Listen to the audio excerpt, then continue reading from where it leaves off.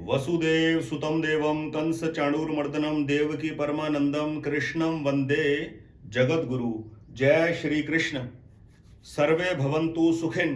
Friends, welcome in this new video. आज की video का टाइटल है कौन सा रत्न धारण करे, अपना लकी स्टोन कौन सा धारण करे।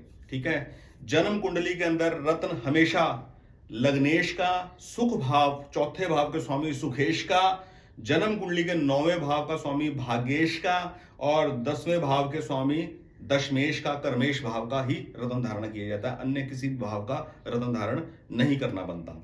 ठीक है, यही मेथड है। और रत्न एक ही धारण करना चाहिए, ज्यादा से ज्यादा 2 रत्न धारण कर सकते हैं, 3-4 रत्न धारण करने का तो लॉजिक कोई नहीं बनता। ठीक है, तो जन्म कुंडली के अंदर लग्नेश का, सुखेश का, भाग्येश का, कर्मेश का, इन 4 में से यदि कोई ग्रह एवरेज से कम है तो वो रत्न धारण करना पड़ता ही है। अदरवाइज रास्ते के अंदर किसी ना किसी प्रकार की विघ्न बाधा संसार जीवन में बनी रहती है। ठीक है, तो चलिए आज की इस वीडियो में मैं आपको मेन ये बताने वाला हूं किस ग्रह के लिए कौन सा रत्न होता है और उसको किस धातु में पहनना चाहिए, और विशेष जानकारी आपको ये दूंगा कि किन दो प्रकार के रत्नों को आपस में कभी धारण नहीं करना चाहिए, जिसका कंट्रेरी रिजल्ट होता है, हमेशा कॉन्ट्राडिक्शन बना रहता है, मेंटल पीस नहीं मिलता। चलिए वीडियो की शुरुआत करते हैं। 9 ग्रहों में से राहु और केतु को हम बाहर कर देंगे। राहु और केतु का नग गोमेद और लहसनिया जीवन में कभी धारण नहीं करना चाहिए। मैं अपने जीवन काल में ऐसे ऐसे लोगों से मिला हूं जिन्होंने 2-2 लाख रुपए का लहसनिया नग धारण किया है। राहु और केतु छाया ग्रह है, इन 2 के रत्न कभी भी धारण नहीं करना चाहिए, इसके ऊपर पैसा खर्चने की कोई जरूरत नहीं है। चलिए अब शुरुआत करते हैं। सूर्य का नग माणिक। माणिक हमेशा सोने में धारण करना बनता है, हमेशा सोने में ही धारण करते हैं माणिक को। ठीक है, चंद्र का नग है हमारा मोती। मोती हमेशा चांदी में धारण किया जाता है, मोती कभी गोल्ड में धारण नहीं करना चाहिए। करते कुछ लोग बताते हैं मेरे को मोती सोने में धारण करने को बोला है, किस लॉजिक से बोला हमारी को समझ में नहीं आता। चंद्र का तत्व प्राप्त किया जाएगा मोती के जरिए, और चंद्र की धातु है चांदी, चांदी में ही मोती पहना जाता है हमेशा। मूंगा, मूंगा जब भी पहने आप, मूंगा पहने आप सोने के अंदर, सोने में अगर आप नहीं पहन रहे तो आप तांबे के अंदर भी धारण कर सकते हैं। ठीक है, केवल एक यही नग है जिसको 2 धातुओं के अंदर धारण किया जा सकता है, मूंगा। गोल्ड में धारण कर लो या तांबे के अंदर धारण कर लो। ठीक है, स्टूडेंट है बच्चा, कोई टारगेट अचीव करना है, वर्क प्लेस के ऊपर कोई दिक्कत है, कॉम्पिटिटिव वर्ल्ड को फेस करना है, तो मूंगा सोने के अंदर ही पहनना पड़ेगा। सोने के अंदर ही उसका बहुत तेज प्रभाव आपको देखने को मिलेगा। तो मूंगा सोने और तांबे दोनों में पहना जा सकता है। ठीक है, पन्ना, बुध का नग है पन्ना। पन्ना हमेशा सिर्फ और सिर्फ सोने के अंदर पहना जाता है, गोल्ड में धारण करना चाहिए पन्ने को। पुखराज, गुरु बृहस्पति के नग है पुखराज। पुखराज हमेशा गोल्ड में धारण किया जाता है, पुखराज हमेशा गोल्ड में धारण किया जाता है।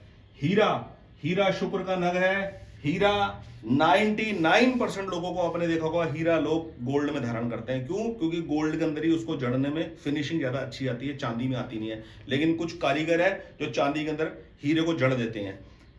हीरा ज्योतिषी एंगल से अगर आपने धारण करना है, शुक्र के प्रभाव को अर्जित करने के लिए धारण करना है, हमेशा चांदी में पहनी है। हीरा हमेशा चांदी के अंदर पहना जाता है। ठीक है, नीलम, नीलम शनि का नग, नीलम गोल्ड के अंदर पहना जाता है, हमेशा नीलम को गोल्ड के अंदर ही धारण करना चाहिए। कितनी रत्ती का नग चाहिए? 4.25 रत्ती से लेके 8.25 रत्ती तक का नग बहुत होता है। एज के हिसाब से लाइफ का क्या टारगेट अचीव करना है, उस बात को कर कंसल्टेशन के अंदर इस बात को फिक्स कर दिया जाता है कि 4.25, 5.25, 6.25, 7.25, 8.25 रत्ती, कितने रत्ती का आप नग पहन लीजिए। मूंगा ऐसा नग है, मूंगा और मोती ऐसा है जो आप अबव 10 रत्ती भी पहन सकते हैं, कोई प्रॉब्लम उसके अंदर नहीं है। ठीक है, अब मैं आपको सबसे महत्वपूर्ण जानकारी ये बता दूं कि किन दो नगों का कॉम्बिनेशन बिल्कुल भी नहीं बनता और बहुत हार्मफुल होता है, वो कभी नहीं पहनना चाहिए। माणिक के साथ कभी भी हीरा या माणिक के साथ कभी भी नीलम धारण ना करें। ठीक है, मोती को छोड़ देते हैं, मोती आपने जब भी पहनना है मोती आप अकेला पहनिए, मोती के साथ आपने मूंगा पहनना हो पहन सकते हैं, माणिक पहनना हो पहन सकते हैं, वो अलग है। ठीक है, मूंगा और पन्ना कभी इकट्ठा धारण ना करें। मूंगा धारण करने वाला व्यक्ति कभी पन्ना धारण ना करे, पन्ना धारण करने वाला व्यक्ति कभी मूंगा धारण ना करे। तो पहला कॉम्बिनेशन, माणिक के साथ कभी हीरा या नीलम ना पहने, ठीक है। मूंगे के साथ कभी पन्ना ना पहने, पन्ने के साथ कभी मूंगा ना पहने, ठीक है। और एक कॉम्बिनेशन और, पुखराज के साथ कभी हीरा ना पहने, हीरे के साथ कभी पुखराज ना पहने। ये कंट्रेरी कॉम्बिनेशन है, ये कभी भी आप धारण ना करें इस प्रकार का कॉम्बिनेशन। एक कॉम्बिनेशन और आपको मैं बता दूं, शुक्र और शनि आपस में परम मित्र है, ठीक है। शुक्र शनि को, शनि शुक्र को, दोनों आपस में मित्र मानते हैं। बड़ा कंट्रेरी कॉम्बिनेशन आपको बता रहा हूं। हीरा और नीलम कभी इकट्ठे मत पहनना। ज्यादातर बिजनेसमैन मकर लगन या कुंभ लगन के जातक हीरा और नीलम इकट्ठा पहन के रखते हैं। हीरा, नीलम और पन्ना, ये 3 नगों का कॉम्बिनेशन होता है, वो पहनते हैं। हीरा और नीलम कभी जिंदगी में इकट्ठा ना पहने। हमारा अपना जो गुरु से विद्या प्राप्त हो रखी है, हमारे को उसमें ये विद्या प्राप्त हुई है। हीरा कभी भी नीलम के साथ ना धारण करें, ठीक है। और एक कॉम्बिनेशन और बता दूं, मूंगे के साथ कभी हीरा धारण ना करें।